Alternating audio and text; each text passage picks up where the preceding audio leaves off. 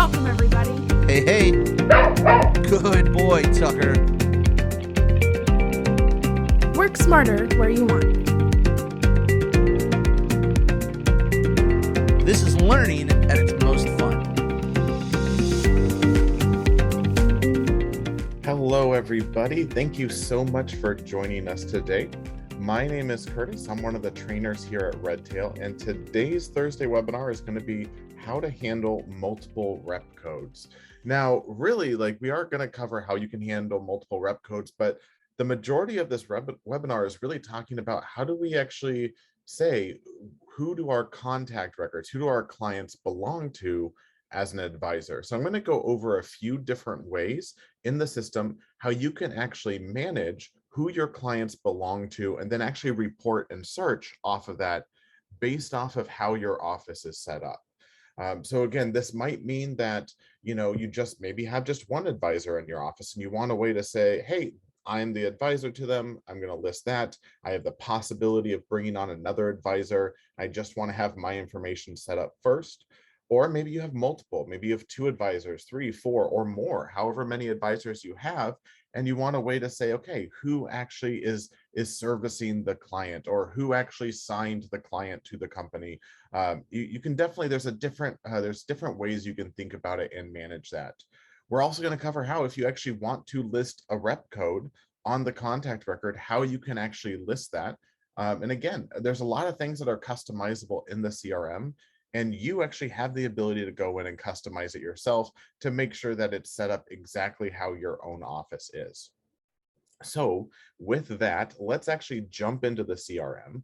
And the first thing I'm going to do is actually go into a contact record because I want to talk about where this information is going to exist on the contact.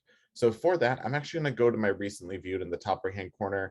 I was recently working with Philip Banks, so we're going to go back into his contact. And from here, I'm going to scroll down just a little bit, and we're mainly right now going to be focusing on the section that says contact details. Now, the contact details is where you get to list the status and the category of the contact. We're not really diving into this too much, but I want to point out that these are customizable lists. So I can actually say what values I have available in the status, what values are available in the category, same even for the source. The same concept is going to go through to what we're talking about today, but we're at first going to be talking about the 2 advisor fields that are here. So servicing and writing advisor. Now, originally, the idea of these 2 fields was to, as the writing advisor, list which is the advisor who signed the client. And then the servicing advisor is who is actively serving that client itself. So you know what? It might be the same value for both. So Tucker signed the client. He's also servicing the client. But if for some reason that, hey, even though Tucker signed the client, if I edit this box and maybe it's no longer Tucker who's servicing, we're going to say, hey, Rick is now servicing the client. I still have the ability to mark who the client originally belonged to. I've also seen a lot of offices use this as primary and secondary advisor. So that's another way you can use it. Now, keep in mind, the name of the field, servicing and writing advisor, cannot be changed, but the values that are in the dropdowns can definitely be changed however you want. Now, if you want to change those dropdown values, if you say, hey, I don't actually have a value, or I'm missing somebody in this value, those names are not actually pulled from the users in your database. These names are pulled from a database list. And so I'm going to cancel out of this box. And to manage a database list, we're going to go to our name in the top right-hand corner, and then we're going to select Manage Your Account. Once we select Manage Your Account, we can actually scroll down to the bottom, and there's a section that says Manage Database Lists. Once I click that, now again, you do need to have admin access to go here, but once you click Manage Database Lists, you can direct your attention to the right-hand side, and I can scroll down and we're going to look under the contact section. And I can first go to servicing advisors. Once I click that, you're going to see here's a list, and it's a custom list of who I've decided are the available servicing advisors in my database. So if you do want to list, you can actually go up here and add somebody, and you can type in the name however you want into this drop-down list. Now, again, I've written just one name. This is also the possibility where, hey, maybe sometimes clients are shared. So I can say that, I can put Rick and Tucker. I can type this in there So if Rick and Tucker are sharing a client and I want that listed, that's another possibility. Again, I can type in whatever I want to put as the servicing advisor field. Once I do that, and if I jump back to the context, we'll go to our recently viewed again. And if I now scroll down to the contact details and hit edit, you can see in servicing advisor, I now have the option of Rick and Tucker, but I can still say Tucker was still the original person who signed the client, or again, however you want to use these fields, you definitely can. But what I'm doing here is I just want to point out that these drop downs are customizable. And we're actually going to cancel this. We're not going to change that. We're going to go back to our name, manage your account again. We'll scroll back down to the admins only section and click manage database lists. And then over to the right-hand side under contacts, I'm going to select servicing advisors again. Now, I actually don't want to keep this in my database, or maybe you have a list here of, hey, I do actually want to clean up my database lists. Well, what I can do pretty easily is if I want to delete it, I can come over to the action icon on the right-hand side and click on delete. Anytime you delete something from a database list, though, it's going to give you this pop-up that's going to ask if you want to apply a new value to any existing record that has that value. So again, if I had a contact record that had Rick and Tucker as the servicing advisor, well, I just wanted to default back to Tucker. So I can actually delete Rick and Tucker and it put any contact who had that with now the value of Tucker McLaughlin on there. So it is pretty easy to clean up this list if it has people who are no longer needed to be on your servicing advisor list. Now, if you're using rep codes instead of actual advisor names, again, you don't have to put just the advisor name. You can come over here and you can say, hey, I want to put in the rep code. So I can put it in easy enough, add that to the database. And so that way you can easily track that. Now, I'm not necessarily going to keep the rep codes in there. I just want to show that it's an option. I actually don't need to replace this because we didn't actually have a contact on it. I want to show you now, how do I pull up the list based off of what we've talked about so far? So if I want to pull up everybody who has Tucker as a servicing advisor, how do I do that? Now, easy enough, I can just come to contacts on the left-hand side. From here, up at the top, I can click on advanced search. The advanced search allows me to narrow down contact records based off of values in specific fields. So in order to find the field, the value in the field, I actually need to locate where the field is. Right now, I don't have anything the field drop down, but if I select the type, most commonly, I'm just going to choose contact. I can then choose field, and you'll see I have servicing advisors available here. And I can say equal to, and I can easily pull up Tucker. I can run that search. And this is the easiest way to bring up everybody who has Tucker as a servicing advisor. You can do different combinations as well. If you want to see, okay, anyone who has Tucker, or I can hit or has the contact servicing advisor. We'll do this again, equal to, and I can say Rick. And so this is going to show me a list of contacts of any contact who has Tucker or has Rick as servicing advisor. So again, you can build those lists however you need to, but it's pretty easy based off of those servicing and writing advisor lists. All right, now another thing, again, if you use rep codes, the rep code would be in this dropdown. Now, let's say, for instance, that I don't want to put two different people on in this list. I don't want to say Rick and Tucker. I just want to have single names, or maybe I want to list that there are multiple reps that are assigned to a contact. So I'm going to actually go back, use our recently viewed, go back to Philip's record.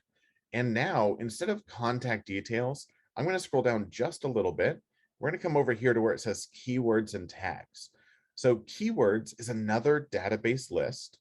And if I were to add, just like I were to select, okay, who is their servicing and writing advisor, I can actually add to this list the same way, and I can select multiple. Now, I've already gone in and added the rep codes. So I can say, hey, it's these two different rep codes that are attached to this contact, and I can add them right there.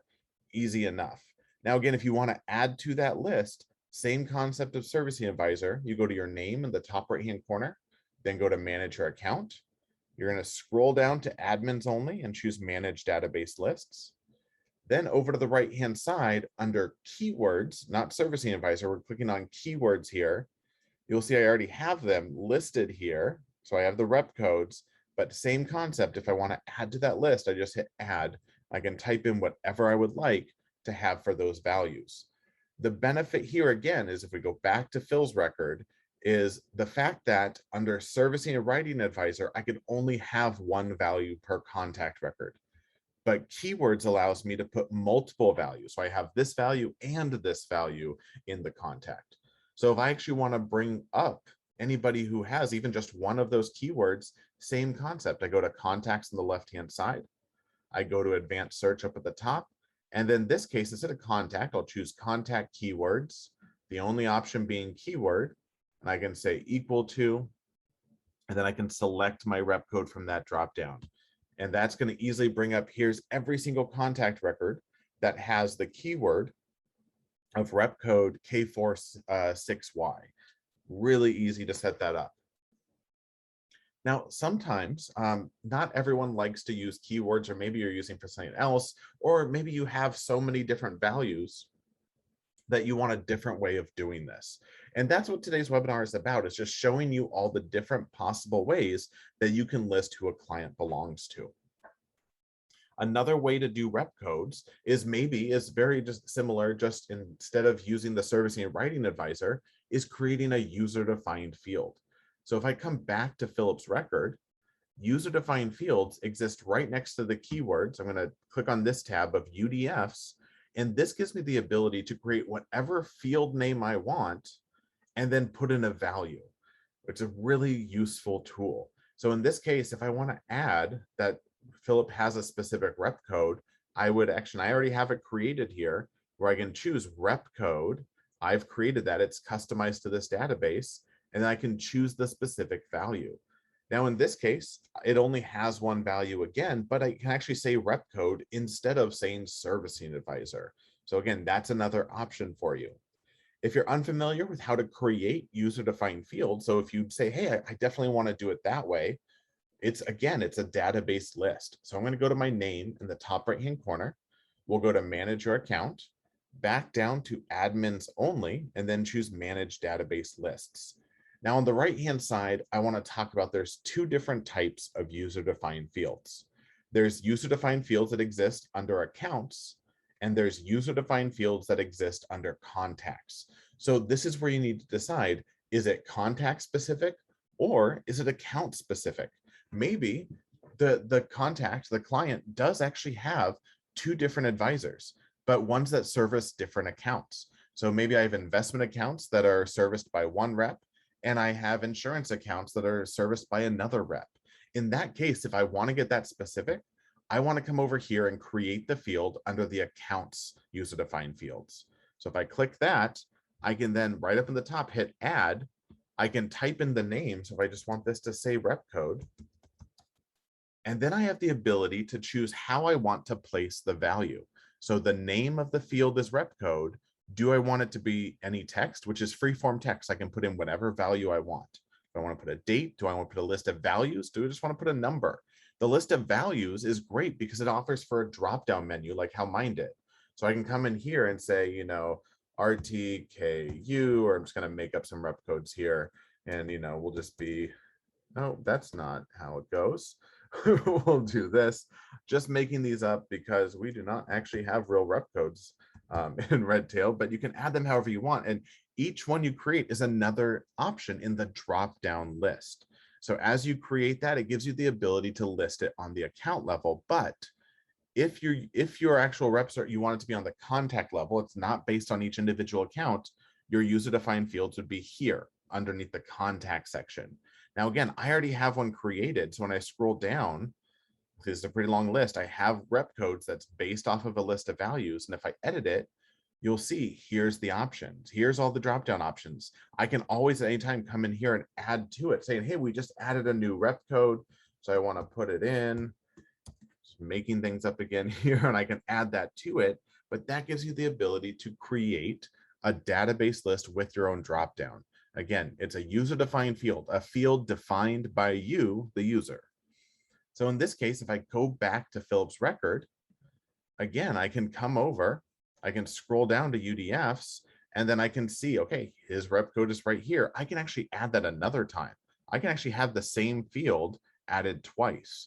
So I can also say, and, he has the rep code of this. And so he has two different rep codes on here. Now, user-defined fields pull up different than keywords and servicing advisor. So that's really, this is another thing that you might want to think about if you're going to be using user-defined fields. Now, user-defined fields I can't come over here to contacts and advanced search and find those contacts in this section. User-defined fields can be reported on. So if I come over to reports on the left-hand side, I can then scroll down to the user-defined field reports. See right here, UDF reports, and you're going to look at, well, what level? I want to look on the contact level or the account level. In this case, I can go to contact. And anytime I go to a report, I'm going to click filter in the top right-hand corner so I can control what I'm looking for. In this case, I want to find anybody who has a value in the rep code field, specifically this value, and I can apply that filter, and it's going to bring up a list of all the contacts who have that rep code. I can come back, I can switch that and say, hey, I actually want to bring up this list. I can run it. Now here's everybody who has that rep code. It's a really useful tool, but I can't report on it any further than just the one field level. Now, again, I mentioned account user-defined fields. If I want to add there, I want to go into the contact record. I go over to his account. So on the left-hand side, I can click on accounts. And then each of these individual accounts in his database can have a different rep code. So if I open it up, I can go, now I'm inside Philip's record, inside this specific account number, and scroll down, and you'll see account user-defined fields. This is where I can say that I want to list, and I added the rep code here. So I can say I want to add rep code of whatever value. So I can choose the value, add it in, and now that's going to be reportable in a very similar fashion that we just did for the contacts. So in this case, if I come back over to reports on the left-hand side, I can scroll all the way down to my account user-defined field report. So UDF reports, account UDFs. I can choose my filter. And then same thing, I'm going to choose rep code, and I can choose what value I'm looking for. As soon as I apply that, it'll say, okay, here's the contact and the account number that belongs to that specific rep code. All right, so you can see there's a lot of different ways you can go about listing who the contact belongs to. Now, just because it's sort of a little on topic, there is one other way of listing who the advisor for a contact record is. Now, this option that I'm going to be showing you, it seems like it's buried in the contact, but the reason it's buried is it is strictly for assigning automatic assignments for workflow tasks. Okay, so we're not really getting into workflows today, but I want to point out you have the ability to assign roles. This is a little different. To assign roles, you would go into a contact record, come over to the name and scroll down and click more. And if you're an admin, you'll see the option that says permissions/roles. When you go in there, we have the option for these contact roles, and I can edit this box, and it's going to give me drop-down options. Now, this is not a database list. This is pulling directly from the users in your database. And this is saying, I can say who the advisor is and who the associate advisor is and who the CSA, that can be customer service associate or anything that CSA you think stands for, you can definitely use it for. But these are more so designed to be used for automatic workflow assignments if you're using workflows. But it is another way you can list who the advisor or associate advisor is for a contact record. So I did just want to point that out because it is kind of a similar, it's a tangent, but it is kind of similar way of listing who the contact belongs to. Now, again, we went over a few different things. Those again were, you can list the contact's advisor in the contact details fields with servicing and writing advisor, either using the advisor's name or a rep code. You can create multiple rep codes and add them as keywords. This gives you the ability to add different values to the same contact record if there all are multiple rep codes. You can also create a user-defined field on the contact record and give it different values for each one. And again, you can create drop-down menus for those rep codes. Or again, if you want to list the rep codes on the account level, that can come over inside the account when you go into it and find the account user-defined fields down at the bottom here. Now, again, most of those things are all going to be created and customized in your database by going to your name in the top right-hand corner and then manage your account. And then when you scroll down, you can choose manage database lists. And then on the right-hand side, locate the list that you're wanting to customize. Now, again, we have all of these instructions written out. So if you're saying, hey, this is great, I want to, maybe you've been taking notes, we actually have these all written down our help desk. And what you can do is go to the question mark in the top right-hand corner, then click Redtail Help Desk. And then from here in the search, you can just type in, how to handle and hit enter. When you type in how to handle, you're going to get a lot of different things that start with how to handle. But from here, actually, let me do this. We're actually just going to click where it says, instead of how to handle, I'm going to actually just have you type in multiple rep codes. That'll be much easier because we have so many different how to handles. But when you type in multiple rep codes, it'll take you right here to the how to handle page. So again, multiple rep codes you can search for. And this goes through step by step, talking about all these different options and how you can set them up for your database, as well as report on them. So again, you have so many different options in Redtail. The best thing is to do is try and stick as closely to what you're currently doing and use the tools that work for you. Thanks so much for joining us today for this particular session. If you have any questions, please don't hesitate to give us a call at 800-206-5030, option 3 for support, or just shoot us an email over to support@redtailtechnology.com. Thanks a lot and have a great day.